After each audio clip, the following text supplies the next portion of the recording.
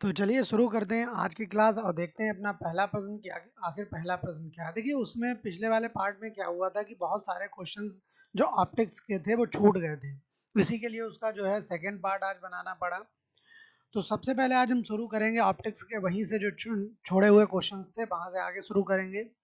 आपको बताना है निकट दृष्टि दोष, आपको बताना है निकट दृष्टि दोष मायोपिया वाला व्यक्ति देख सकता है। तो ध्यान से पढ़ें कि जो आपका निकट दृष्टि वाला दोष का जो व्यक्ति होता है वो क्या देख सकता है। ठीक है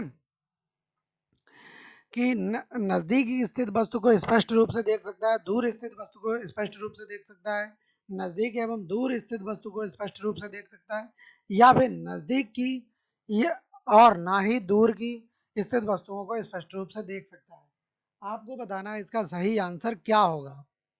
तो जल्दी सभी लोग आंसर करेंगे इसका सही आंसर क्या होगा, और सभी जितने भी लोग ऑनलाइन हैं उनको ज़्यादा से ज़्यादा सेशन को शेयर कर दें ताकि सभी लोग क्लास में जुड़ सकें।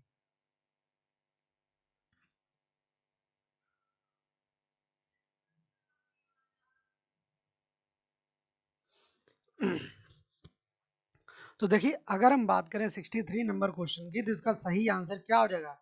इसका सही आंसर हो जाएगा ए। क्या हो जाएगा इसका सही आंसर ए, इसका बिल्कुल सही आंसर हो जाएगा। अब देखिए होता क्या है, जो आपका निकट दृष्टि दोष होता है उसमें निकट की वस्तु हम स्पष्ट देख सकते हैं और दूर की नहीं देख सकते। निकट वाले में हम दूर की वस्तु को नहीं देख सकते। ठीक है, जैसे दूरी बढ़ेगी वैसे ही हमारा विजन जो है कम होता चला जाएगा। और दूर दृष्टि दोष में हम दूर की वस्तु देख सकते हैं लेकिन पास की नहीं देख सकते। तो इसका सही आंसर हो जाएगा ए, बिल्कुल सही आंसर हो जाएगा। और अगर हम बात करें या होता क्यों है, इसमें हो जाने का सबसे बड़ा जो कारण होता है, इसमें सबसे बड़ा कारण होता है कि नेत्र गोलक। ठीक है, जो आपका नेत्र गोलक होता है, ठीक है, नेत्र गोलक जो है कुछ बड़ा हो जाता है। ठीक है, नेत्र गोलक क्या हो जाता है आपका, बड़ा हो जाता है। ठीक है, नेत्र गोलक क्या हो जाता है आपका, बड़ा हो जाता है। और इसी के कारण से कार्निया अथवा लेंस से अधिक अधिक उत्तल हो जाने के कारण फोकस बिंदु और रेटिना के बीच की दूरी बढ़ जाती है। इसी कारण से आपका जो दूर की वस्तु है, दूर की वस्तु हमें स्पष्ट दिखाई देती है और साथ ही साथ निकट की वस्तुएं स्पष्ट दिखाई देती हैं। तो चलिए चलते हैं अपने अगले प्रश्न की तरफ। निकट दृष्टि दोष को ठीक किया जाता है। ठीक है, आप सभी को बताना है कि जो आपका मायोपिया है इसको किस तरीके से दूर किया जाता है। आपका कॉन्वेक्स लेंस लगाकर, कॉन्केव लेंस लगा करके, समतल अवतल लेंस लगा करके, या समतल कांच प्रयुक्त करके। आंसर बताएं सभी लोग इसमें।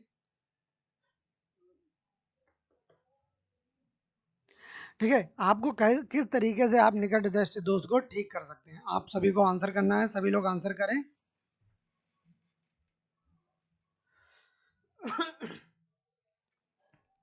तो देखिए अगर हम बात करें निकट दृष्टि दोष की, तो क्या हो जाएगा, इसके लिए हम क्या करते हैं, कॉन्केव लेंस का इस्तेमाल करते हैं, अवतल लेंस का इस्तेमाल करते हैं, समतल अवतल लेंस का प्रयोग करते हैं, या फिर आपका समतल कांच का प्रयोग करते हैं। तो इसका सही आंसर क्या हो जाएगा कि इसके लिए हम अवतल लेंस का प्रयोग करते हैं। किसका प्रयोग करते हैं, आपका कॉन्केव मिरर का प्रयोग करते हैं। या क्या करता है हमारा जो लेंस होता है,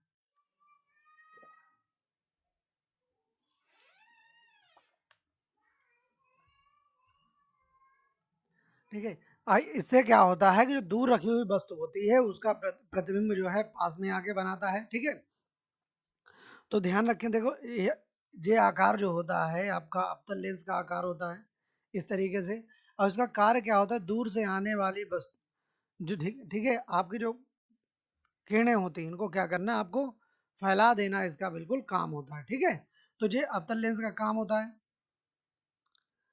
ठीक है, तो आपका जो बाहर से आने वाली तरंगे हैं वो आपकी आंख पर क्या करता है, आपका आंख पर जो फोकस करता है। ठीक है, आंख पर फोकस करता है और जिससे कि हमें दूर की वस्तुएं भी दिखाई देती हैं। ठीक है, दूर की वस्तुएं भी स्पष्ट दिखाई देती हैं। ठीक है, चलिए चलते हैं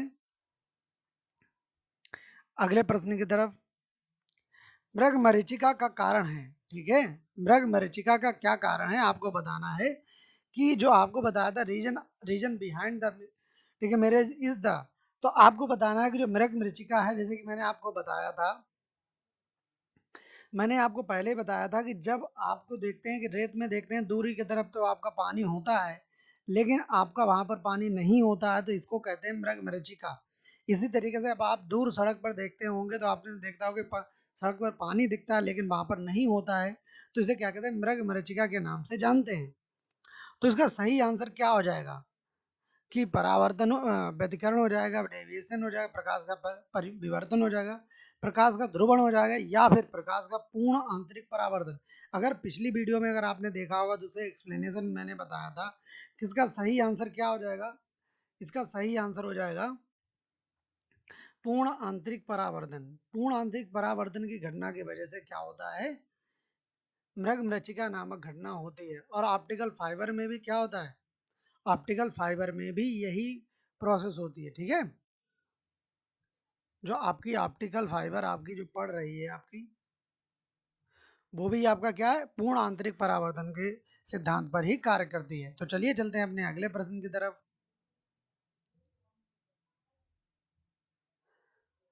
तो देखिए अब आपको जो है इस प्रश्न का आंसर देना है। इसमें आपको कई चीजें दी गई, आपका मृग मृग तृष्णा भी बताया, नहीं मृग मृचिका भी बताया गया है, किसके कारण से होती है, साबुन के पानी की परतों पर का रंग जो दिखाई देता है वो किस कारण से होता है, आकाश का रंग नीला दिखाई देता है किस कारण से दिखाई देता है, प्रिज्म से प्राप्त दृष्ट वर्ण क्रम किस कारण से होता है, तो आपको आंसर करना है।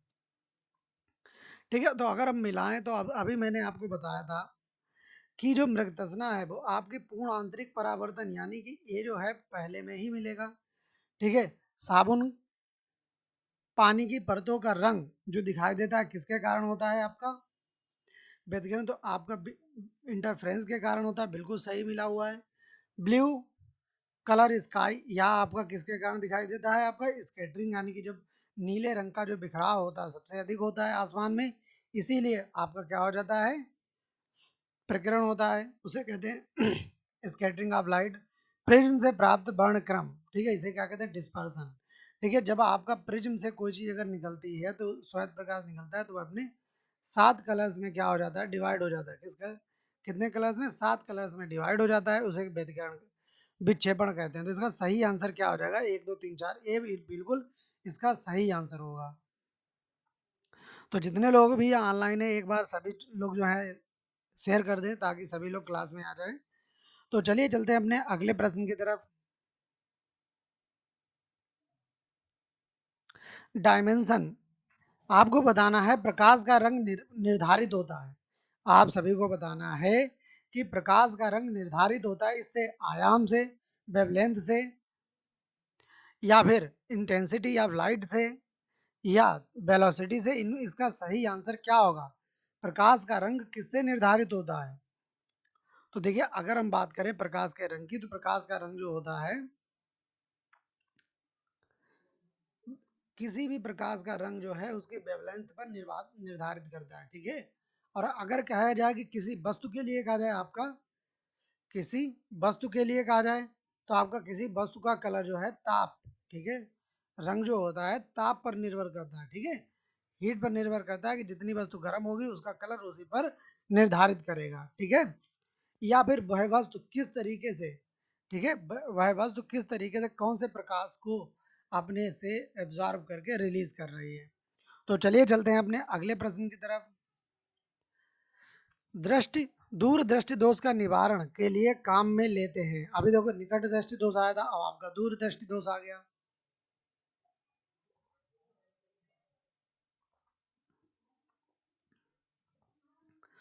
आप आपको बताना है दूर दृष्टि दोष निवारण के लिए काम में लाते हैं, कॉन्केव लेंस लाते हैं, कॉन्वेक्स लेंस लाते हैं, कॉन्वेक्स मिरर लाते हैं, या फिर कॉन्केव मिरर लाते हैं। तो देखिए ध्यान दें, आपका सबसे पहले आप कभी भी ऐसे कंडीशन में मिरर को ना लगाएं, क्योंकि मिरर क्या होता है, मिरर की एक तली पर क्या होती है, आपकी पॉलिश होती है। ठीक है, और भाई आंखों पर एक पॉलिश किया हुआ वाला तो नहीं लगा सकते ना। तो अब आपको बताना है इसका सही आंसर क्या हो जाएगा। इसका सही आंसर हो जाएगा कॉन्वेक्स लेंस। क्या हो जाएगा आपका, कॉन्वेक्स लेंस। अब देखिए अवतल लेंस कहाँ के लिए था, आपका निकट दृष्टि दोष के लिए था। ठीक है, निकट दृष्टि दोष के लिए क्या था आपका, कॉन्वेक्स लेंस था, जबकि आपका दूरदृष्टि दोष के लिए क्या होता हो जाता है, आपका कॉन्वेक्स लेंस हो जाता है। इसमें क्या हो जाता है, आपका गोलक, नेत्र गोलक जो होता है, नेत्र गोलक छोटा हो जाता है। ठीक है, नेत्र गोलक क्या होता है, छोटा हो जाता है, और आपके इसमें लेंस और कार्निया के बीच की जो दूरी होती है, लेंस और कार्निया के बीच में जो दूरी होती है वह कम हो जाती है, जिससे कि आपका जो दूर से आने वाली किरणें होती हैं वह अपना फोकस और अपना प्रतिबिंब जो है कार्निया पर नहीं बना पाती, इसीलिए आपका दूरदृष्टि दोष जो है क्रिएट हो जाता है। ठीक है, तो लेंस की गोलाई जो है कम हो जाती है और उसकी क्षमता भी घट जाती है। इसी के निवारण के लिए कौन सा इस्तेमाल करते हैं, कॉन्वेक्स लेंस इस्तेमाल करते हैं। ध्यान से एक्सप्लेनेशन को जरूर सुना करें। जब सिद्धांत पर, जिस सिद्धांत पर ऑप्टिकल फाइबर कार्य करता है, फटाफट आंसर करिए सभी लोग, अभी बताया था मैंने कि जिस सिद्धांत पर ऑप्टिकल फाइबर कार्य करता है वह कौन सा है। ठीक है, पूर्ण आंतरिक परावर्तन है, अपवर्तन है, या फिर प्रकीर्ण है, या फिर व्यतिकरण है। देखिए अगर हम बात करें, एक बार देख लें कि आखिर पूर्ण आंतरिक परावर्तन क्या है। जब किसी समतल प्लेट पर, ठीक है, समतल प्लेट पर जो भी है, कोई अगर जो आपकी किरण आ रही है, ठीक है, वह पूर्ण रूप से वापस उसी माध्यम में, जिस माध्यम से चली थी, हवा से चली थी और हवा में ही वापस चली गई, ठीक है, हवा में ही वापस चली गई, तो इसे कहेंगे पूर्ण आंतरिक परावर्तन। क्या कहेंगे, पूर्ण आंतरिक परावर्तन कहेंगे इसे। ठीक है, तो ये क्या है आपका पूर्ण आंतरिक परावर्तन। अपवर्तन, ठीक है, अपवर्तन क्या होता है, जब कोई किरण आपका, जैसे कि ये मान लो कांच है, आपकी हवा से आई और थोड़ा सा डिफ्लेक्ट होकर के नीचे चली गई, इसको हम कहते हैं अपवर्तन। इसको क्या कहते हैं, अपवर्तन कहते हैं। प्रकीर्ण, आपका कोई लाइट, जैसे कि कोई एक तरंग आई, कांच रखी थी यहाँ पर और जो आपका प्रकाश फैल गया, इसको कहते हैं हम प्रकीर्ण, यानी कि डिस्पर्सन ऑफ लाइट, जो कि प्रिज्म करता है। ठीक है, जो कि आपका प्रिज्म करता है। ठीक है, व्यतिकरण क्या होता है, व्यतिकरण का मतलब होता है कि आपका एक, जब आपकी कोई प्रकाश तरंग, इस तरीके से, जब आपका घूम करके किसी भी कांच के माध्यम से अंदर घूमती रहती है, जिसको कहते हैं हम आपका व्यतिकरण, डेविएशन ऑफ लाइट। तो इसका सही आंसर क्या हो जाएगा, सही आंसर हो जाएगा ए, इसका बिल्कुल सही आंसर होगा। तो चलिए चलिए चलते हैं अपने अगले प्रश्न की तरफ। आई थिंक आप सभी लोगों को समझ में आ गया होगा।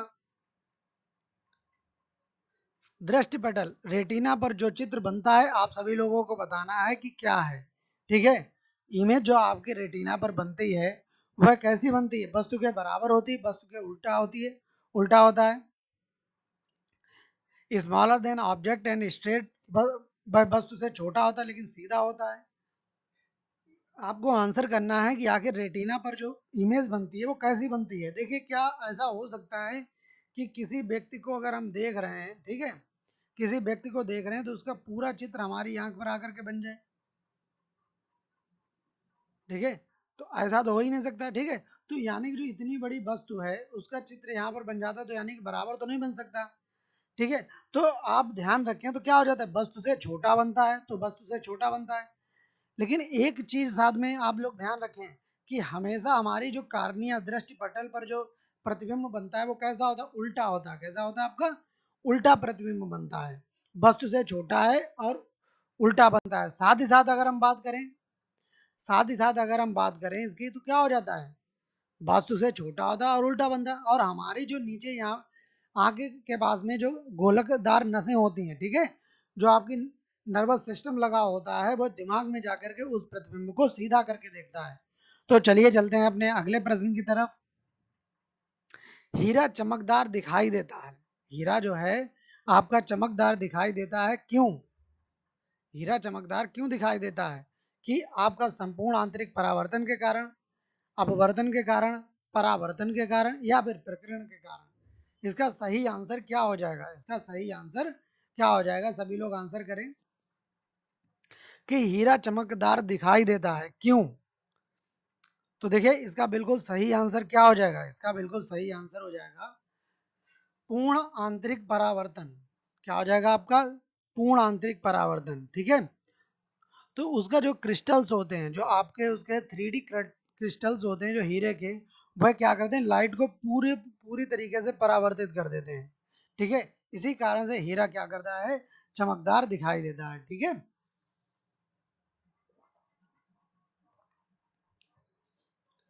तो एक बार सभी लोग जो हैं ज़्यादा से ज़्यादा लाइव सेशन को शेयर कर दें अपने सभी जगह पर, आपका जो जहाँ जहाँ पर आपका चाहे कोई ग्रुप हो, चाहे फेसबुक ग्रुप हो, चाहे आपका स्टेटस हो, तो हर जगह पे आप शेयर कर सकते हैं ताकि ज़्यादा से ज़्यादा लोग हमारे साथ जुड़ सकें।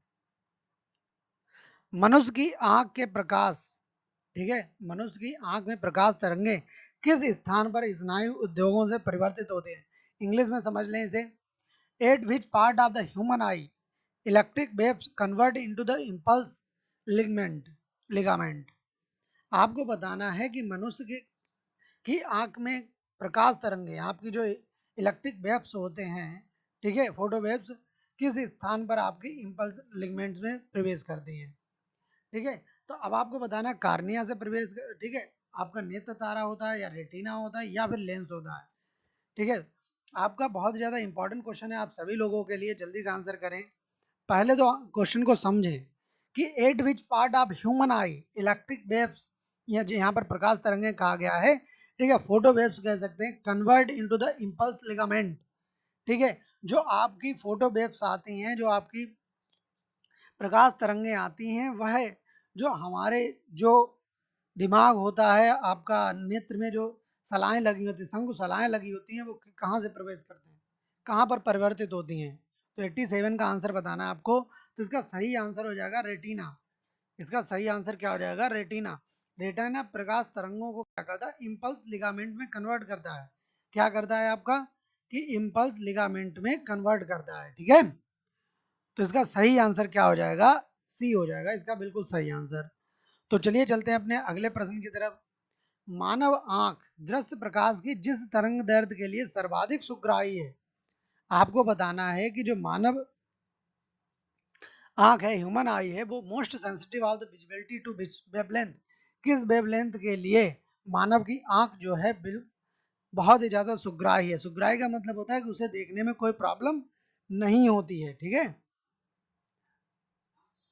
जी आपको एज इट इज ऐसे ही याद करना है। इसका सही आंसर है कि आपका 5500 एगेंस्ट्राम। इसका सही आंसर क्या हो जाएगा?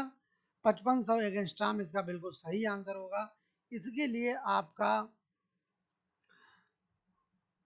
मानव आंख जो होती है इतनी वेवलेंथ के लिए बिल्कुल सुग्राही होती है, सर्वाधिक सुग्राही होती है, और इसमें कोई भी ज्यादा तकलीफ नहीं होती है। चलिए चलते हैं अपने अगले प्रश्न की तरफ।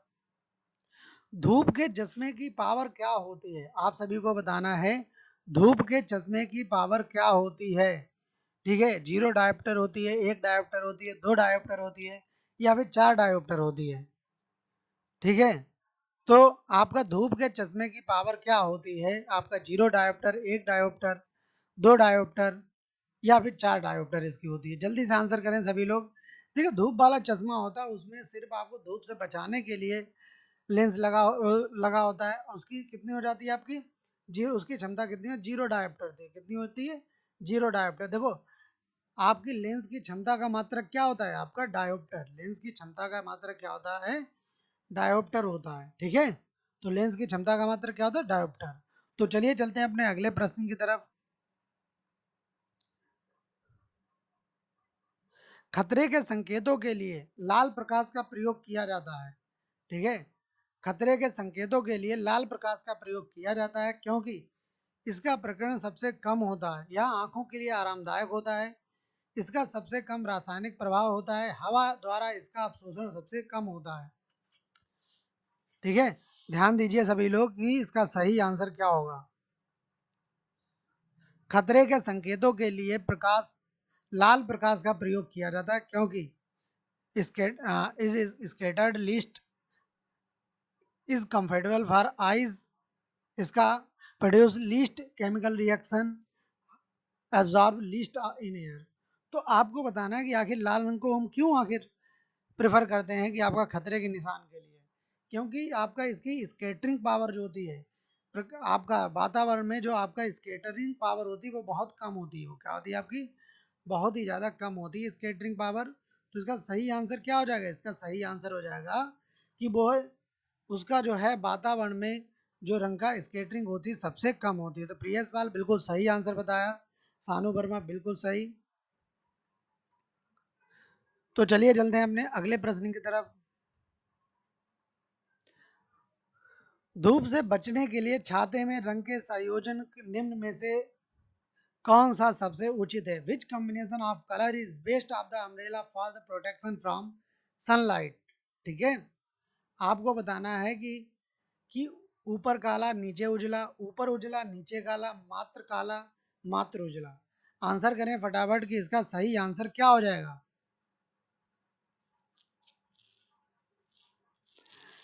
कि धूप से बचने के लिए छाते में रंग संयोजन निम्न में से कौन सबसे उचित कौन सा होता है? तो इसका सही आंसर क्या हो जाएगा आप सभी को बताना है। देखो ऊपर जो है आपका उजला होना चाहिए और नीचे क्या होना चाहिए आपका काला होना चाहिए। ठीक है, देखो श्वेत रंग प्रकाश को पूर्णतः परावर्तक होता है। देखिए अगर हम बात करें जो छाता होता है, अगर हम छाते की बात करें तो अगर ऊपर सफेद होगा, ऊपर आपका सफेद होगा तो जो भी आपका प्रकाश आएगा वो क्या करेगा, सफेद रंग प्रकाश को परावर्तित कर देता है, चला जाएगा। ठीक है, और नीचे क्या होना चाहिए, नीचे होना चाहिए आपका काला। ठीक है, तो काला रंग क्या करता है, यहाँ पर जो भी आपका टेम्परेचर होता है वो नीचे से ऊपर को नहीं जाने देता, यानी कि अगर नीचे ठंडा है तो उसको ऊपर नहीं जाने देगा। तो चलिए चलते हैं अपने अगले प्रश्न की तरफ। सूर्यास्त तथा सूर्योदय के समय सूर्य लाल रंग होने का क्या कारण होता है?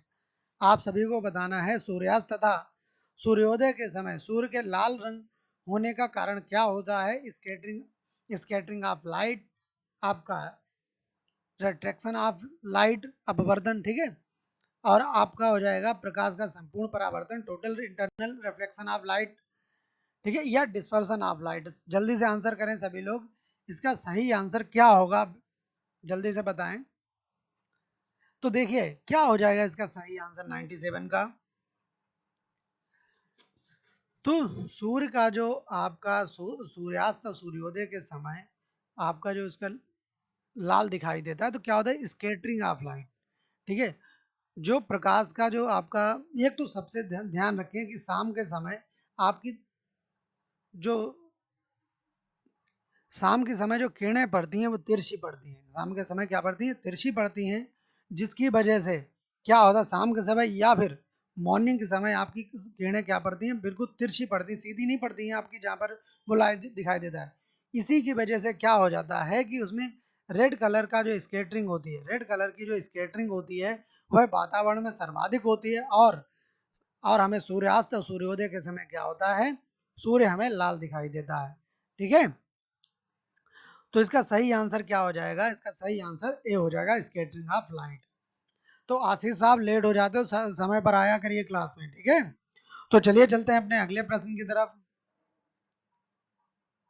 खोज बत्ती में दर्पण जो प्रयुक्त होता है वह है कॉन्केव होता है, कॉन्वेक्स होता है, या फिर सादा दर्पण होता है, या इनमें से कोई नहीं। सभी लोग आंसर करें।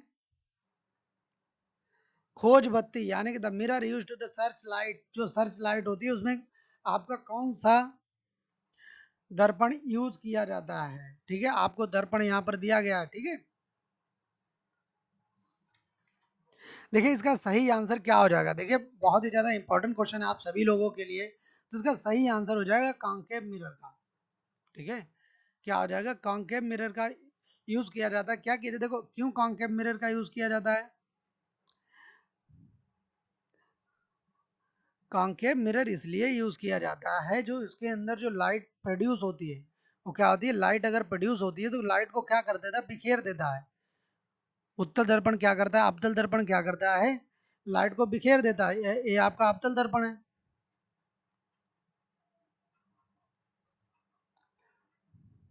ठीक है, ये तो आपका क्या है, लेंस का लेंस बता रहे हैं। तो इसी तरीके का काम क्या हो जाता है, दर्पण का हो जाता है। जब आपका इस तरीके से अगर कोई भी दर्पण बनाया जाता है, इधर पॉलिश कर दी जाती है, तो जैसे ही इस पे लाइट पड़ती है, ऐसे ही इस पे लाइट जैसे ही पड़ती है, तो ये क्या कर देता है, लाइट को बिखेर देता है, लाइट को क्या कर देता है, बिखेर देता है। और इसी से का प्रयोग जो है सर्च लाइट में किया जाता है। तो चलिए चलते हैं अपने अगले प्रश्न की तरफ।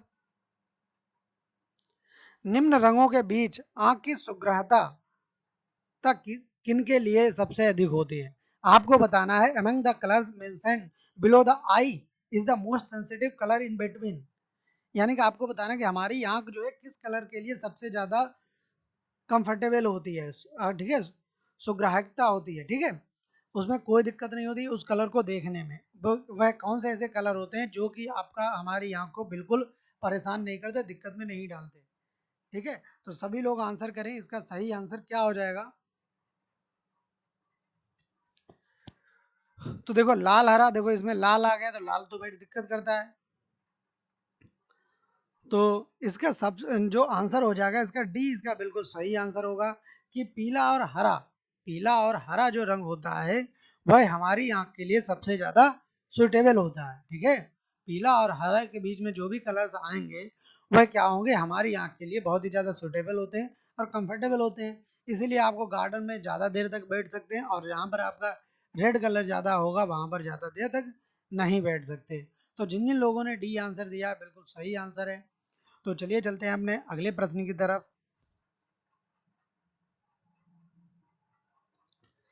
अब आपको बताना है कि निम्न विकिरण प्रकाशों में से किसमें सर्वाधिक ऊर्जा होती है। आपको बताना है कि इनमें सबसे सर्वाधिक ऊर्जा होती है कि दृश्य प्रकाश किरणों में, एक्स रे में, अल्ट्रावायलेट में, या फिर इंफ्रारेड में। सही आंसर क्या हो जाएगा, जल्दी से बताएं कि निम्न विकिरण प्रकाशों में से किसमें सर्वाधिक ऊर्जा होती है। तो देखिए अगर हम बात करें इस क्वेश्चन की, तो क्या हो जाएगा सही आंसर इसका, इसका सही आंसर हो जाएगा एक्स रे।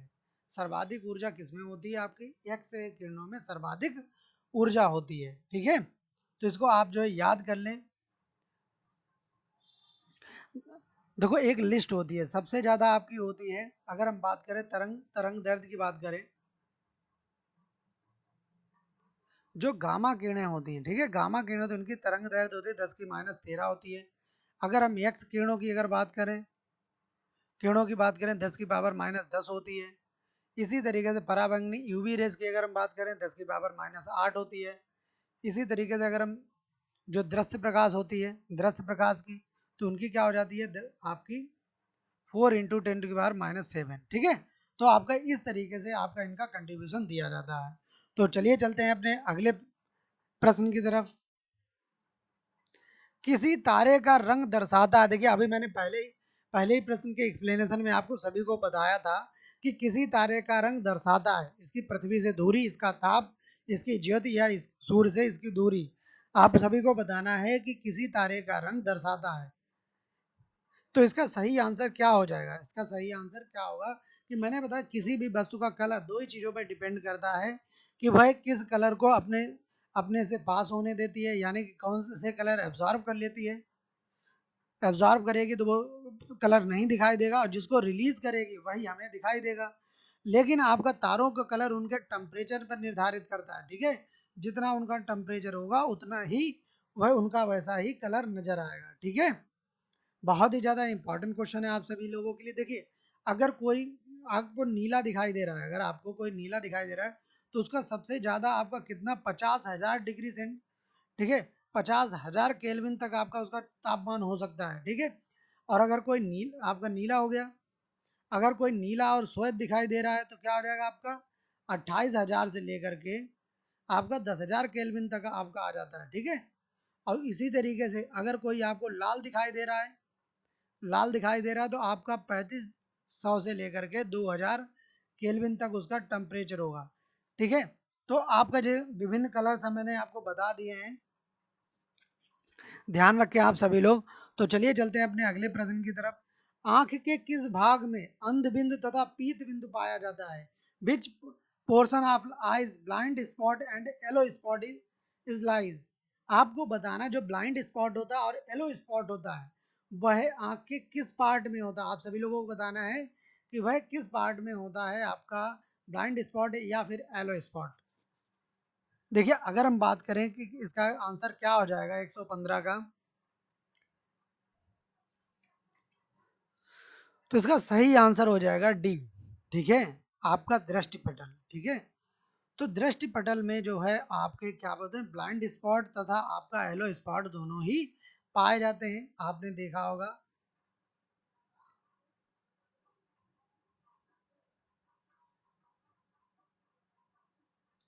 जी आपका दृष्टि पटल होता है और यहीं पर आपका क्या होता है, अंध बिंदु यानी कि ब्लाइंड स्पॉट पाया जाता है, और साथ ही साथ आपका पीत बिंदु भी यहीं पर पाया जाता है। और इसका काम क्या होता है, यह आपके रोशनी को, ठीक है, यह क्या करता है, प्रकाश को नियंत्रित करता है, प्रकाश की मात्रा को नियंत्रित करता है, प्रकाश की मात्रा को नियंत्रित करता है, कितना प्रकाश जाना चाहिए। ठीक है, तो इस और दूसरा काम क्या होता है इसका, ठीक है, इसी का काम होता है कि ये लाइट को एडजस्ट करता है, इसीलिए ये कभी कभी क्या होता है, बड़ा हो जाता है और कभी कभी छोटा हो जाता है। तो चलिए चलते हैं अपने अगले प्रश्न की तरफ। मानव आंख के रेटिना पर प्रतिबिंब बनता है। देखिए पहले, इससे पहले ही क्वेश्चन हम बता चुके हैं आप सभी लोगों को कि मानव आंख में रेटिना पर प्रतिबिंब बनता है, कैसा बनता है, वास्तविक और उल्टा, वास्तविक सीधा या फिर आभासी और उल्टा। तीन ही ऑप्शन है इसमें, जल्दी से आप लोग आंसर कर सकते हैं कि मानव आंख के रेटिना पर प्रतिबिंब बनता है, वास्तविक और उल्टा बनता है, वास्तविक और सीधा बनता है, या फिर आभासी और उल्टा बनता है।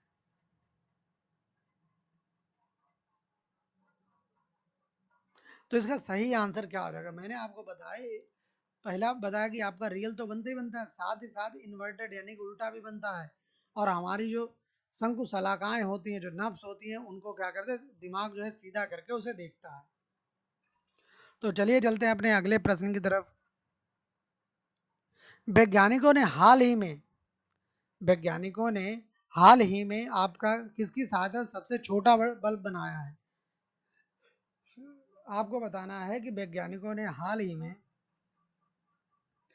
किसकी सहायता से विश्व का सबसे छोटा बल्ब बनाया है। आपको बहुत ज्यादा इंपॉर्टेंट क्वेश्चन है। देखिए आपका एक ग्रेफीन नामक पदार्थ है, एक क्या है आपका, ग्रेफीन नामक पदार्थ है, इससे एक बहुत छोटा सा बल्ब बनाया गया है। ठीक है, बहुत छोटा सा बल्ब बनाया, लेकिन इसकी खासियत क्या है, ये जी क्या कर सकता है, 25,000 डिग्री सेंटीग्रेड। ठीक है, 25,000 डिग्री सेंटीग्रेड ताप को भी बर्दाश्त कर सकता है। ठीक है, ताप को क्या कर सकता है, सहन कर सकता है, इसीलिए इसको सैटेलाइट में लगाया जाएगा। इसीलिए इसको क्या किया जाएगा, सैटेलाइट में लगाया जाएगा, जो और भी जो अनुसंधान है उन पे लगाया जाएगा, इमारतों पे लगाया जाएगा, कंप्यूटर को भी को मॉडरेट करने में, सॉरी मॉडिफाई करने में किया जा सकता है इसका प्रयोग। तो चलिए चलते हैं अपने अगले प्रश्न की तरफ। 150 मीटर लंबे व्यक्ति को अपना खड़ा संपूर्ण प्रतिबिंब देखने के लिए आवश्यक दर्पण का न्यूनतम लंबाई क्या होनी चाहिए।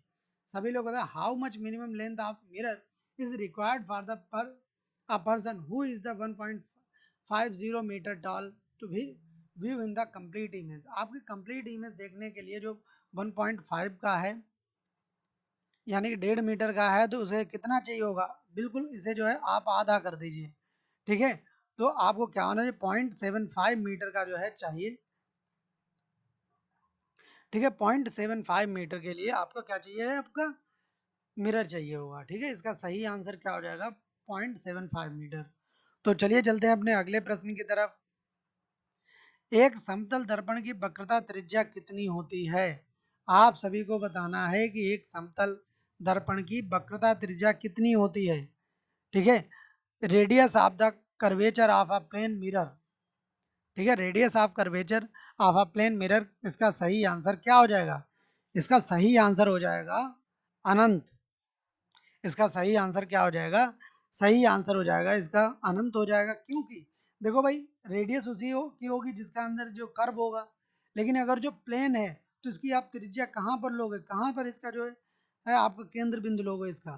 तो आपका एक समतल दर्पण की वक्रता त्रिज्या जो कर्विकल होता है वो क्या होता है, आपका अनंत होता है। कितना क्या होता है आपका, अनंत होता है। लेकिन जो आपका गोलाकार गोलीय दर्पण होता है उसकी त्रिज्या एक निश्चित होती है, आपका पता होती है। ठीक है, तो इसका सही आंसर क्या हो जाएगा, अनंत हो जाएगा।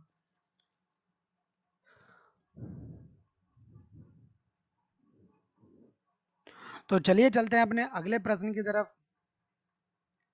आइंस्टीन के E बराबर mc स्क्वायर समीकरण में C किसका द्योतक है? आप सभी को बताना है कि C जो है किसका द्योतक है। आपको बताना है कि आप देखो, आपका एक बताया ऊर्जा समीकरण, द्रव्यमान ऊर्जा समीकरण, इसको क्या कहते हैं? आपका मास एनर्जी।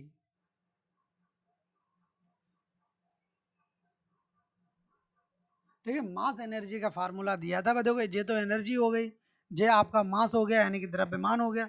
आपका सी क्या है? आपका प्रकाश की लाइट, ठीक है, सॉरी प्रकाश की गति, ठीक है। तो वेलोसिटी ऑफ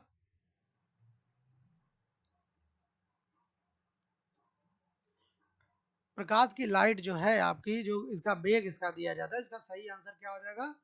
बी इसका बिल्कुल सही आंसर हो जाएगा। तो चलिए चलते हैं अपने अगले प्रश्न की तरफ। बहुत बढ़िया प्रियस बाल आंसर बता रहे हो। यदि लाल रंग के किसी फूल के ऊपर एक वर्णी हरा रंग डाला जाए, बहुत ही ज्यादा इंपॉर्टेंट क्वेश्चन है आप सभी के लिए, तो फूल दिखाई पड़ेगा। आप सभी को बताना है कि फूल जो है कैसा दिखाई पड़ेगा? हरे रंग का दिखाई पड़ेगा, लाल रंग का दिखाई पड़ेगा, काले रंग का दिखाई पड़ेगा, या फिर पीले रंग का दिखाई पड़ेगा? तो देखिए, अगर हम बात करें यदि लाल रंग पर, ठीक है, अगर लाल फूल पे अगर हम हरा प्रकाश डालेंगे तो बराबर ये बन जाएगा आपका काला। क्या बन जाएगा? आपका काला बन जाएगा। तो उसका सही आंसर क्या हो जाएगा? इसका काले रंग का वो हमें नजर आएगा, ठीक है। तो उसका सही आंसर क्या हो जाएगा? काला इसका बिल्कुल सही आंसर होगा। तो चलिए चलते हैं अपने अगले प्रश्न की तरफ। जब अधिक ऊंचाई पर वायुयान से आकाश को देखा जाए, ठीक है, जब अधिक ऊंचाई पर वायुयान से आकाश को देखा जाएगा तो कैसा नजर आएगा? ठीक है, आप सभी को बताना है, जब अधिक ऊंचाई से वायुयान को देखेंगे तो क्या हो जाएगा, कैसा नजर आएगा? भाई देखो, अंतरिक्ष से आकाश कैसा दिखाई देता है? काल सॉरी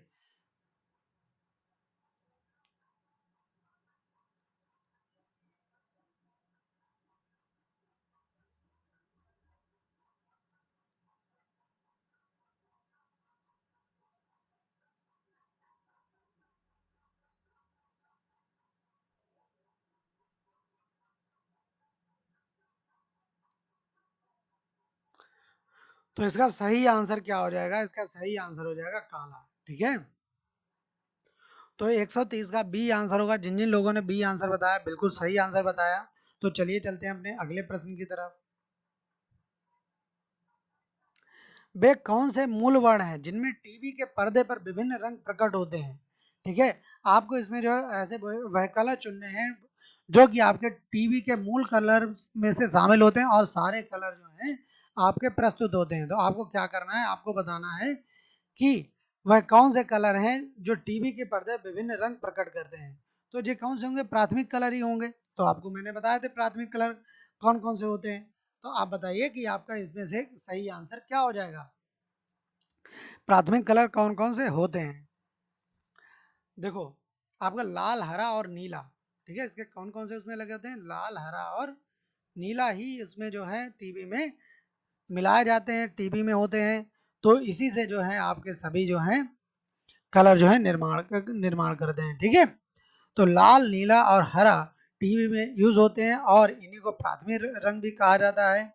और इसी से आपका उचित कॉम्बिनेशन से इसी से सारे कलर जो हैं बन जाते हैं। तो चलिए चलते हैं अपने अगले प्रश्न की तरफ। सबसे कम वेवलेंथ तरंग दैर्ध्य वाला प्रकाश कौन सा होता है? The light of the shortest wavelength is सब, ठीक है, आपको बताना है सबसे कम वेवलेंथ वाला प्रकाश कौन सा होता है? रेड होता है, पीला होता है, नीला होता है, या बैंगनी होता है? आंसर करें सभी लोग, इसका सही आंसर क्या हो जाएगा?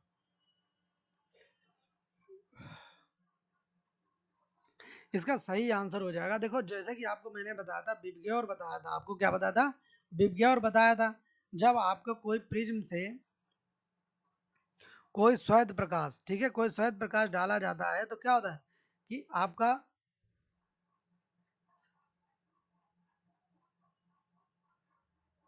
सबसे नीचे कौन सा होता है? बैंगनी होता है। क्यों होता है? क्योंकि उसकी वेवलेंथ सबसे कम होती है, ठीक है। तो चलिए चलते हैं अपने अगले प्रश्न की तरफ।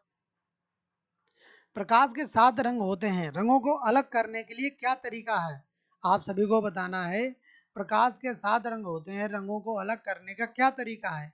एक प्रिज्म से रंगों को अलग कर देना किया जा सकता है, फिल्टर से रंगों को अलग किया जा सकता है, पौधे से रंगों को अलग किया जा सकता है, या फिर रंगों को अलग नहीं किया जा सकता है। तो आंसर करना आपको कि प्रकाश के 7 रंग होते हैं, रंगों को अलग करने का क्या तरीका होता है?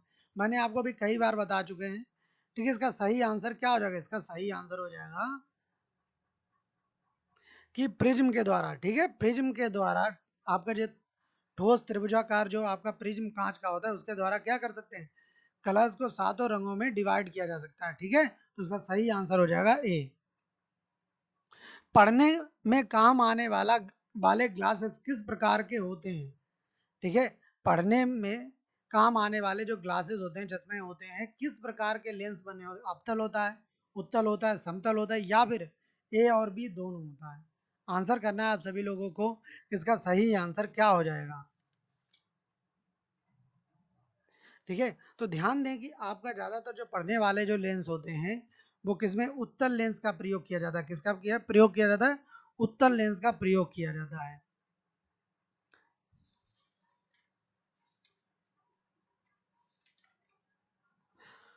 तो चलिए चलते हैं अपने अगले प्रश्न की तरफ।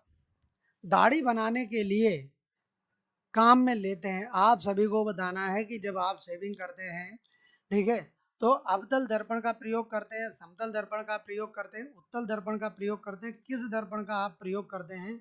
जल्दी से आंसर करें सभी लोग, इसका सही आंसर क्या हो जाएगा? ठीक है, दाढ़ी बनाते समय किस दर्पण का प्रयोग करते हैं? तो इसका सही आंसर क्या हो जाएगा आपका? कॉन्वेक्स। क्या हो जाएगा इसका सही आंसर? कॉन्केव सॉरी हो जाएगा। अवतल दर्पण का प्रयोग करते हैं, याद कर लें, बहुत ही ज्यादा इंपॉर्टेंट क्वेश्चन है, मोस्ट इंपॉर्टेंट क्वेश्चन है आप सभी लोगों के लिए, कि कॉन्केव मिरर का जो है प्रयोग करते हैं अवतल दर्पण का। इससे क्या होता है, क्यों इसका प्रयोग करते हैं? क्योंकि ये क्या करता है, यह प्रतिबिंब को बड़ा दिखाई देता है। क्या करता है? आपका प्रतिबिंब को जो इमेज होती है उसको बड़ा कर देता है, इमेज को क्या करता है? तो बड़ा करके दिखाता है। ठीक है, और साफ बनाता है। तो चलिए चलते हैं अपने अगले प्रश्न की तरफ। प्रकाश विकिरणों यानी कि जो आपका the nature of light radiation क्या होता है? तरंग की तरह होता है, कण के समान होता है, तरंग और कण दोनों के समान होता है, तरंग एवं कण किसी के समान नहीं होता है। तो अब इसका सही आंसर क्या हो जाएगा? सभी लोग आंसर करें कि आपका प्रकाश विकिरण जो आपका the nature of light radiation होता है, वो किसके समान होता है? वह आपके तरंग और कण दोनों की तरह बिहेवियर करता है। ठीक है, तो आपका like both wave and particle दोनों की तरह जो है प्रयोग। आपका सही आंसर इसका क्या हो जाएगा कि like both wave and particle दोनों के प्रकार जो है दोनों से ही आपका व्यवहार करता है, कि आपका कण की तरह भी व्यवहार करता है और आपका तरंग की तरह। भाई ये सीधे चलता है तो आपका क्या हो गया? तरंग हो गया। ठीक है, जय ऊर्जा के पैकेट लाता है, भाई क्या मैंने आपको बताया होगा जब आप क्लास में हो गए, तो जो एनर्जी होती है ऊर्जा के पैकेट्स में चलती है, ऊर्जा के क्या कहती है? पैकेट्स में चलती है, जिन्हें हम फोटान कहते हैं। ठीक है, क्या कहते हैं उन्हें? फोटान कहते हैं। तो तब पता चल जाए ये आपके कण होते हैं। तो चलिए चलते हैं अपने अगले प्रश्न की तरफ। दोपहर 12 बजे किस दिशा में इंद्रधनुष बनेगा? आंसर करें कि दोपहर 12 बजे किस दिशा में इंद्रधनुष दिखाई पड़ेगा? ठीक है, कि पश्चिम में, दक्षिण में, पूर्व में, या नहीं दिखाई देगा? आंसर करें सभी लोग कि दोपहर 12 बजे किस दिशा में इंद्रधनुष दिखाई देगा? आंसर करें सभी लोग, इसका सही आंसर हो जाएगा कि दिन के 12 बजे कोई इंद्रधनुष नहीं बन सकता। दिन के 12 बजे कोई भी इंद्रधनुष नहीं दिखाई दे सकता है, इसका सही आंसर हो जाएगा, या नहीं देख सकते। ठीक है, तो चलिए चलते हैं अपने अगले प्रश्न की तरफ। अच्छा, क्यों नहीं दिखाई दे सकते? देखो, आपकी जो वातावरण में बूंदे हैं, ठीक है, वातावरण में अगर बूंदे हैं और सूर्य अगर ऊपर चमक रहा है, सूर्य अगर ऊपर चमक रहा है तो क्या होगा? इन पे रोशनी यहाँ से पड़ेगी, तो इंद्रधनुष का धरातल में बन सकता है, लेकिन ऐसा नहीं होता है आपका। और 12 बजे का समय यही होता है। ठीक है, और ध्यान दें आपका, और अगर हम बात करें कि जब आपका सूर्य यहाँ पर होता है तो आपका यहाँ से बढ़ेगा, तो आपका इंद्रधनुष आपका यहाँ पर बन जाएगा। ठीक है, तो लेकिन 12 बजे के समय आपका नहीं बनेगा। तो चलिए चलते हैं अपने अगले प्रश्न की तरफ। यदि किसी ऐनक के लेंसों की शक्ति 2 डायोप्टर है तो इसकी क्षमता क्या हो जाएगी? ठीक है, इसकी क्षमता क्या हो जाएगी? देखिए फोकस दूरी का एक फार्मूला होता है। फोकस दूरी बराबर होता है 1 अपान लेंस की क्षमता।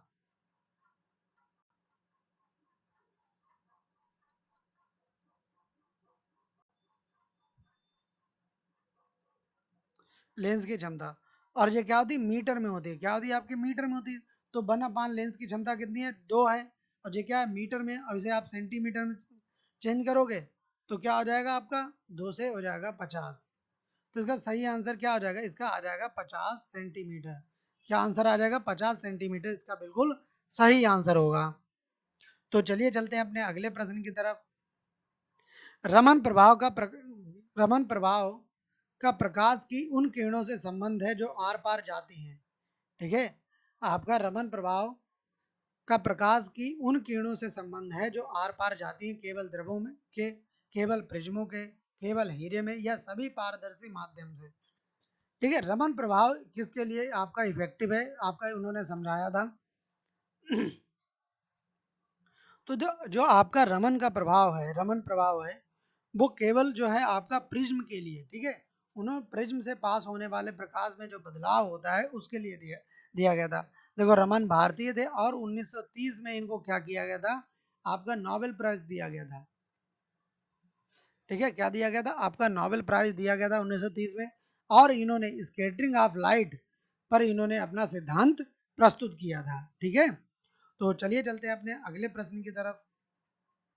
मानव आंखों की पुतली जिस एल्कलाइड से अति तनु बिलियन में से फैलाई जाती है वो क्या होता है? आपको बताना है। The pupil of human eye is expanded by a very dilute solution of the alkalides। इसका सही आंसर क्या होगा? सभी लोग आंसर करें, इसका सही आंसर क्या हो जाएगा?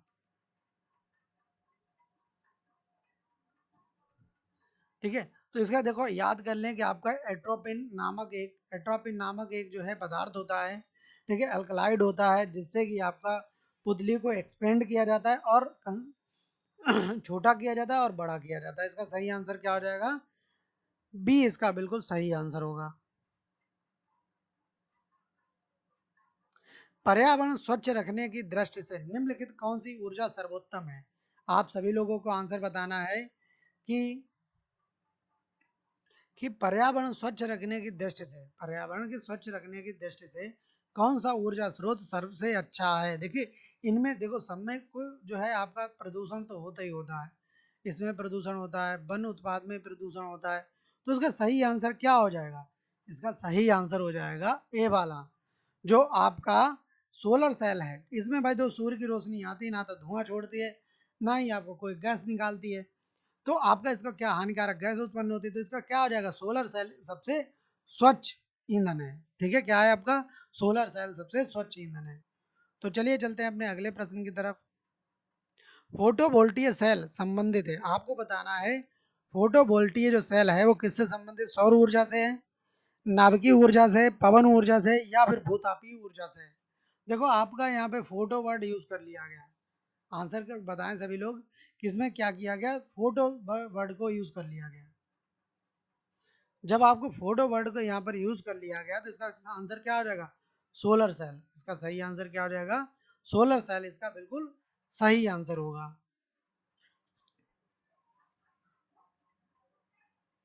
सूर्य के प्रकाश का कौन सा भाग सौर कुकर को गर्म करता है? आपको बताना है कि सूर्य के प्रकाश का कौन सा भाग ठीक है, सूर्य के प्रकाश का कौन सा भाग सौर कुकर को गर्म करता है? देखिए आपका जो सूर्य का जो प्रकाश होता है, सूर्य प्रकाश जो होता है,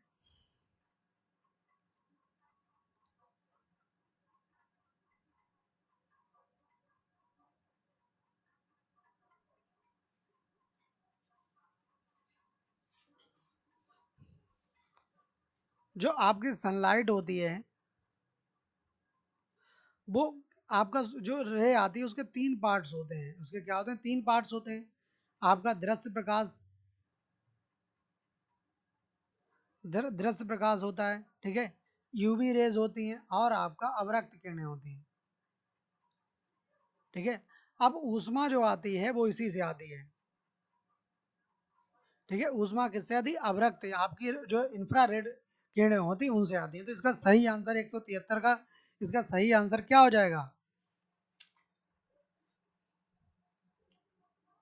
तो इसका सही आंसर क्या हो जाएगा? इंफ्रारेड। ठीक है, इंफ्रारेड से क्या होता है, आपकी सनलाइट से जो आपकी इंफ्रारेड रेज आती है उनसे क्या होता है, आपको गर्मी जो होती है, उष्मा जो है धरती तक पहुंचती है। तो चलिए चलते हैं अपने अगले प्रश्न की तरफ। लेंस की शक्ति मापी जाती है, देखिए मैंने अभी आपको बताया था लेंस की शक्ति मापी जाती है डायोप्टर में, ईयन में, ल्यूमन में या कैंडेला में। आप आंसर करें सभी लोग कि लेंस की शक्ति मापी जाती है डायोप्टर में होती है, ईयन में होती है, ल्यूमन में होती है या कैंडेला में होती है। तो सही आंसर इसका क्या होगा? डायोप्टर होगा। ठीक है, तो अभी मैंने आपको पहले ही बताया था कि आपका 2 डायोप्टर उसकी क्षमता थी, उसका सेंटीमीटर फोकस लेंथ बताई थी 50 सेंटीमीटर। तो इसका सही आंसर क्या हो जाएगा? डायोप्टर इसका बिल्कुल सही आंसर हो जाएगा। क्या हो जाएगा आपका? डायोप्टर इसका बिल्कुल सही आंसर होगा।